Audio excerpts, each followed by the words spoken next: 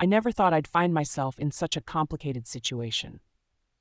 At 29, I believed I had everything figured out with my husband. We've always been adventurous in the bedroom, and that's what made our relationship special. From day one, we talked openly about our desires and fantasies, making sure we were both comfortable with everything we tried.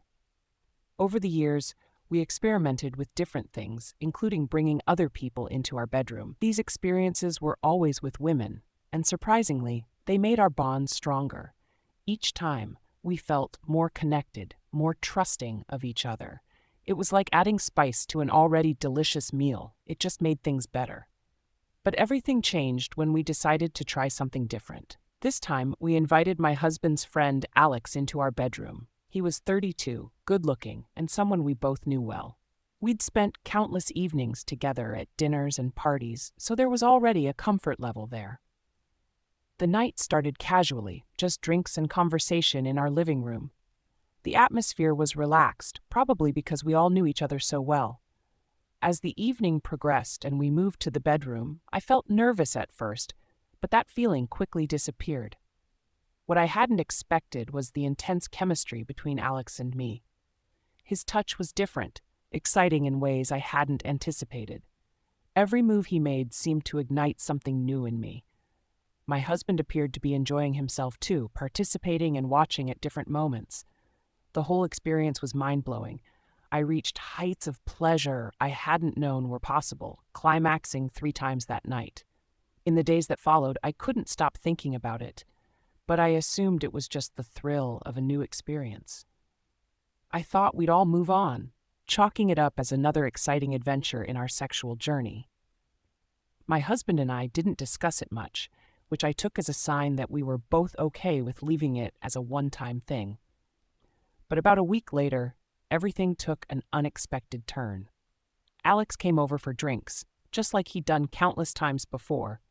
We were all sitting in the living room, sharing stories and laughing, when my husband suddenly said something that made me choke on my drink. "You two should sleep together without me." I laughed at first, thinking he was joking. But when I saw his serious expression, my heart started racing. I quickly told him I wasn't interested, hoping to end the conversation there. He dropped it while Alex was around, but once we were alone, he brought it up again. He insisted that he'd seen something special between Alex and me, something we should explore. According to him, if I'd found something good with Alex, I shouldn't let it go. His persistence left me confused and uncomfortable. This wasn't like him at all. We'd always faced everything together, and now he was practically pushing me toward another man. The situation got even more complicated when Alex started texting me. At first, they were innocent messages, just checking in. But soon they became more suggestive, more direct. Despite the undeniable attraction I'd felt during our threesome, I knew getting involved with him separately would be a huge mistake. I found myself in a constant state of confusion. Alex's messages became more frequent and bolder. "I can't stop thinking about our time together," he'd write, or "You were incredible. Would you consider meeting me alone?" Each message sent my heart racing, partly from excitement but mostly from anxiety. The temptation was real. I couldn't deny that. Alex was attractive, and our chemistry during the threesome had been electric. But every time these thoughts crossed my mind, I reminded myself of my commitment to my husband. Despite his strange encouragement, I knew deep down that crossing this line would change everything. "I'm not interested in pursuing anything further," I texted back to Alex, trying to be firm but kind. His response was quick. "I understand, but I can't help how I feel. If you ever change your mind, I'm here." His persistence was both flattering and unsettling. The late-night messages were the hardest to handle.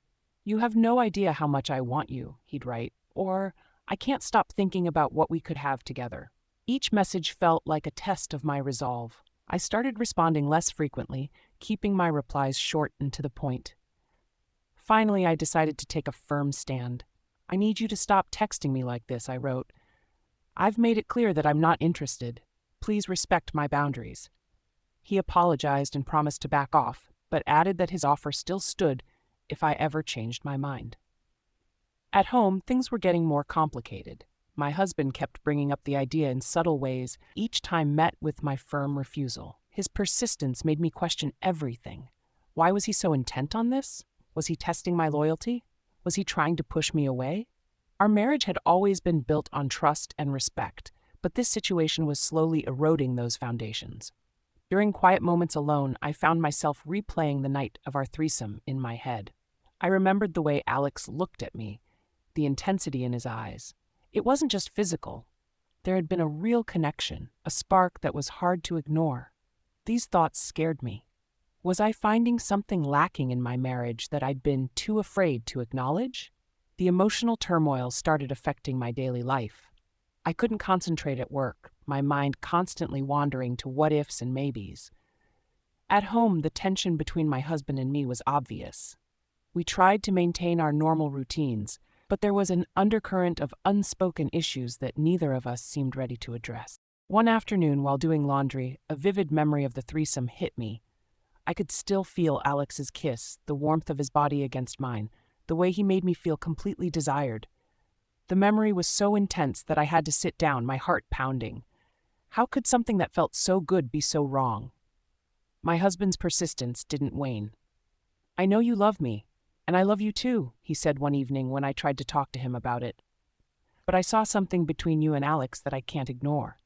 I don't want to hold you back from something that could make you happy." His words hurt. How could he be so willing to share me with someone else? It felt like he was pushing me away, and the thought of losing him was unbearable. I spent many nights lying awake, staring at the ceiling, my mind racing with thoughts and emotions. One night, as I watched my husband sleeping peacefully beside me, I felt an overwhelming surge of love. This was the man I had chosen to spend my life with, who had been there through everything. I couldn't let this situation destroy what we had. Finally, I decided we needed to have a serious talk. After dinner one evening, I asked him to sit with me in the living room. My heart was pounding, but I knew we needed to address this head on. "We need to talk about what happened with Alex," I said, trying to keep my voice steady. "I can't keep feeling torn and confused like this. We need to figure out where we stand." My husband was quiet for a moment before responding. "I'm sorry for putting you in this position," he said, running his hands through his hair. "I thought I was being open and supportive by encouraging you to explore things with Alex, but I realize now that it wasn't fair to you." Then he confessed something that caught me off guard. "The truth is, I've been feeling really insecure," he admitted. "Seeing you connect with Alex in a way that we haven't connected in a while made me feel like I wasn't enough for you." His words broke my heart. All this time, I'd been trying to understand his motives, and here was the simple truth. He was feeling insecure. "You are enough for me," I told him, taking his hand. "I love you, and I don't want anyone else. What happened with Alex was a one-time thing, and that's all it should ever be." He squeezed my hand, his eyes wet with tears. "I know you love me," he said. "I thought that maybe if I encouraged it, I could somehow be part of it and not feel so left out. But it backfired. I didn't really enjoy seeing how much you enjoyed being with him. It's been eating me up inside." We agreed that the best thing to do was to cut contact with Alex completely. My husband sent him a message explaining that we needed space for the sake of our marriage. Alex was understanding, though disappointed, and agreed to respect our decision. With Alex out of the picture, we focused on rebuilding our relationship.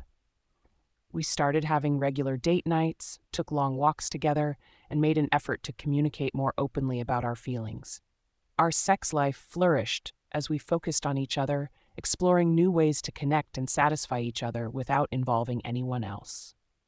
The threesome became a distant memory, though an important lesson about boundaries and communication. There were still moments of doubt and insecurity, but we faced them together. Our commitment to each other grew stronger, and we became more confident in our ability to handle whatever challenges came our way. Looking back now, I realize that this experience, though difficult, actually brought us closer. It forced us to face our insecurities and talk about things we'd been avoiding. It reminded us that our relationship needed constant care and attention, not outside excitement.